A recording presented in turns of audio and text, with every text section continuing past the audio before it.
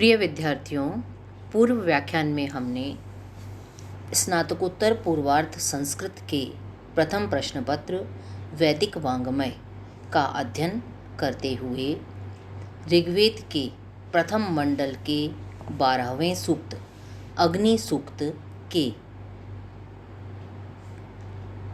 8 मंत्रों का अध्ययन किया था। उसी क्रम में आगे बढ़ते हुए आज हम नवम मंत्र से अपना अध्ययन प्रारंभ करेंगे। आपको पूर्व में बताया गया था कि प्रथम मंडल के 12वें सूक्त जो अग्नि सूक्त है, इसके देवता अग्नि हैं, ऋषि मेधातिथि काणव है और इसमें गायत्री छंद का प्रयोग किया गया है। गायत्री छंद में 24 वर्ण होते हैं, 3 चरण होते हैं, प्रत्येक चरण में 8 वर्ण, इस क्रम से कुल 24 वर्ण होते हैं।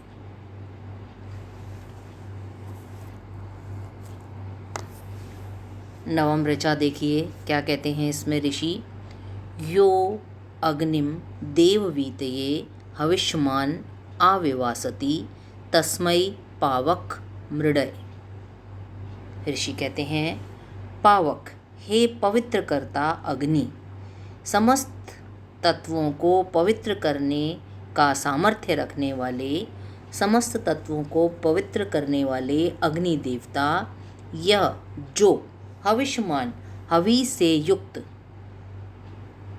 हवि प्रदान करने वाला यजमान, देववीतये देवताओं को हवि प्रदान करने के लिए, चतुर्थी है यहाँ पर, देवताओं को हवि प्रदान करने के लिए, देवताओं को हवि प्रदान करने रूप संतुष्टि के लिए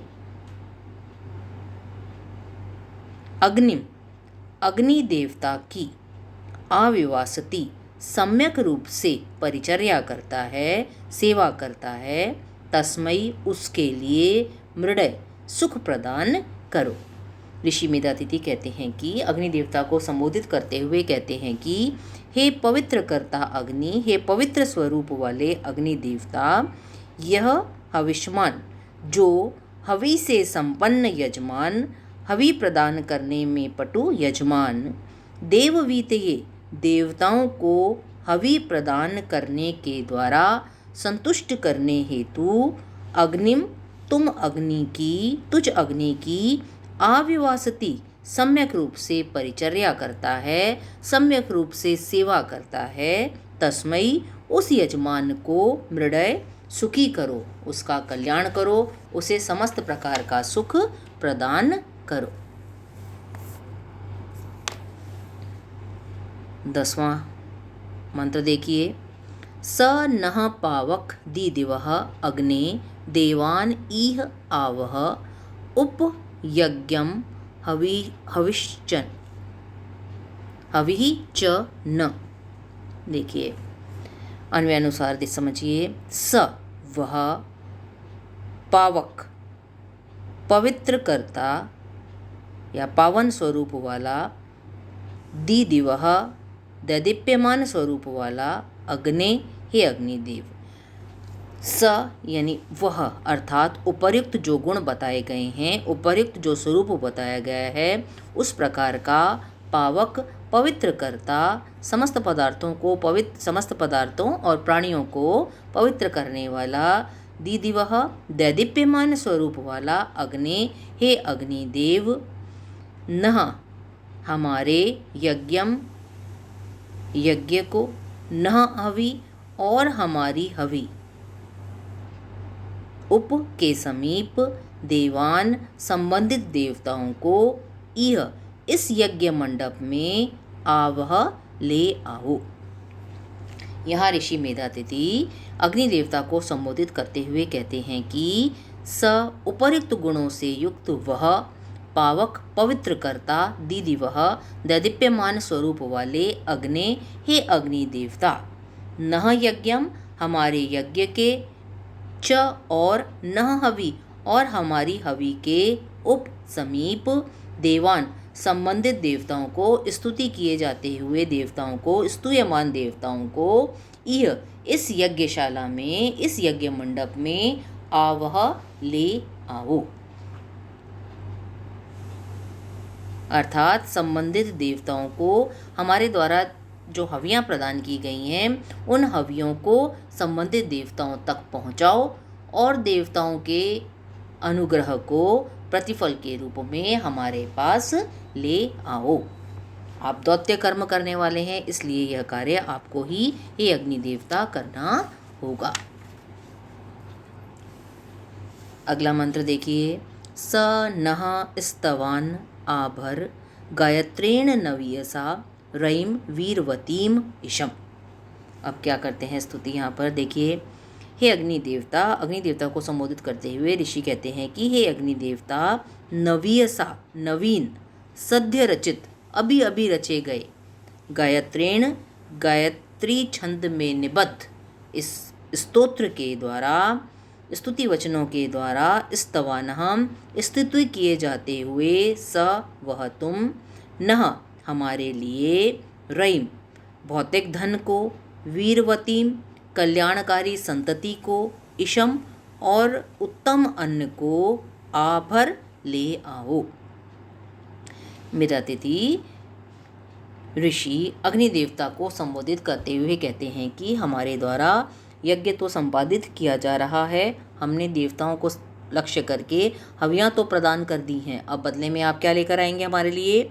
नवीयसा गायत्रेण, दोनों में तृतीय आपकी, नवीयसा गायत्रेण नवीन गायत्री छंद द्वारा, सद्य रचित अभी अभी रचे गए गायत्री छंद में निबद्ध मंत्र के द्वारा स्तवानः स्तुति किए जाते हुए, पूजा किए जाते हुए, अर्चना किए जाते हुए, स वह तुम, नह हमारे लिए, हम स्तुति करने वालों के लिए, रईम धन संपत्ति को, वीरवतीम वीर संतति या कल्याणकारी संतति को, इशम और अच्छे अन्न को, उत्तम अन्न को आभर ले आओ। अर्थात हमें भौतिक संपत्ति से, अन्न आदि से और उत्तम कल्याण से युक्त करो।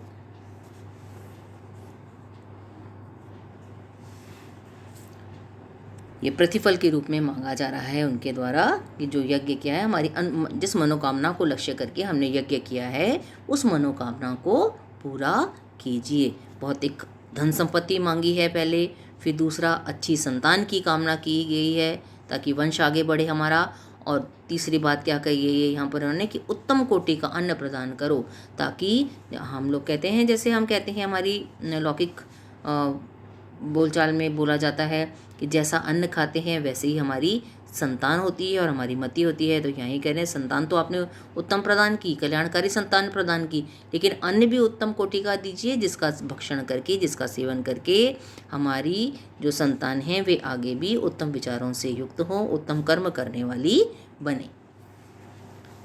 अब 12वें मंत्र में देखिए। अग्ने शुक्रेण शोचिषा विश्वाभि देवहूतिभि इमं स्तोमं जुषस्व नः। क्या कहते हैं देखिए। अग्नि, हे अग्नि देवता, शुक्रेण श्वेत वर्ण वाली, सफ़ेद रंग की, शोचिषा दीप्ति से, श्वेत वर्ण वाली दीप्ति से, उज्ज्वल आभा से, विश्वाभि समस्त, देवहूति भी, देव देवताओं की, हवे धातु है इसमें अब हूति भी में, आह्वान परक स्तुतियों के साथ, नह हमारे, इमम इस, स्तोमम स्तोत्र को, स्तुति वचन को, जुषस्व स्वीकार करो, ग्रहण करो। अग्नि देवता की स्तुति करते हुए कहते हैं कि देवताओं के अनुग्रह को तो आप लाएंगे ही, और उसके साथ साथ आप भी हम पर अपनी कृपा दृष्टि बनाए रखिए, आप भी सदैव हमारे अनुकूल रहिए। क्योंकि देखिए 2 तत्व हैं संसार में, जैसा कि हम कहते हैं ब्राह्मण ग्रंथों में कहा गया है, अग्निशोमात्मकम जगत। तो ये जो संसार है ये अग्नि और सोम से युक्त है, अग्नि और सोम का प्रतिरूप है। तो अग्नि तो आपका उष्ण तत्व हो गया और सोम आपका शीत तत्व हो गया। तो इन दोनों के सम्मिश्रण से ही संसार में प्रत्येक पदार्थ की संरचना होती है। शीत का आधिक्य उचित सम्मिलन से, अगर शीत का आधिक्य होगा तो भी सृष्टि संभव नहीं, और यदि अग्नि का आधिक्य होगा तो भी सृष्टि संभव नहीं होती। तो इसमें कह रहे हैं कि समस्त देवताओं को तो आप हमारे अनुकूल बनाएंगे ही, आप भी सदैव हमारे अनुकूल रहिए। देखिए एक बार फिर, अग्ने हे अग्नि देवता शुक्रेण शोचिषा श्वेत वर्ण वाली दीप्ति से, यानी अग्नि का बहुत सौम्य स्वरूप है। अगर प्रचंड स्वरूप होगा तो अग्नि कैसे दिखाई देगी, बहुत ही अधिक लालिमा से युक्त। तो यहाँ कह रहे हैं श्वेत वर्ण वाली दीप्ति के साथ विश्वाभि देवहूति भी, और देव समस्त देवों की आह्वान परक स्तुतियों के साथ, न हमारे इमम स्तोमम इस स्तुति वचन को जुषस्व, स्तोत्र को जुषस्व स्वीकार करिए, इसका सेवन करिए। अर्थात समस्त देवताओं के साथ आप भी सदैव हम पर अपनी अनुकंपा बनाए रखिए, अपने सौम्य स्वरूप के साथ आप सदैव हमारे अनुकूल रहिए। अभी अग्नि सूक्त आज आपका प्रथम मंडल का 12वां जो है आपका अग्नि सूक्त ये खत्म हो गया। कल हम अगले नए सूक्त से अपना अध्ययन प्रारंभ करेंगे। आज आप इसको देखिएगा, समझ में ना आए तो आप पूछ सकते हैं, आपका स्वागत है।